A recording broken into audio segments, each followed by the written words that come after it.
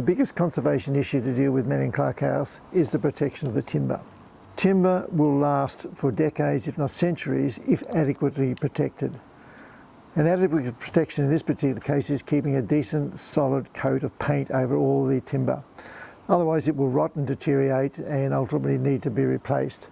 We need to spend a fair bit of time and effort to get it back to a good solid coating of timber and then maintain it for ongoing decades so that it will preserve and protect the original fabric. The other interesting issue with the conservation of Manning Clark House comes back to the final and original design.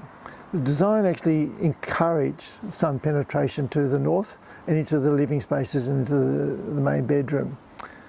But it's the objects inside those rooms, which are very much part of the significance of the house today, need to be protected, and UV light and increased heat from the northern orientation affects those objects. So there needs to be some treatment to the glass to actually reduce the amount of UV actually penetrating the glass and protect the objects.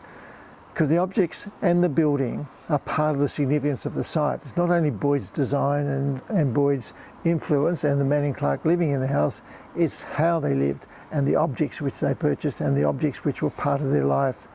And the appropriate conservation of those needs to happen today so that we will have a legacy that we can appreciate for future generations.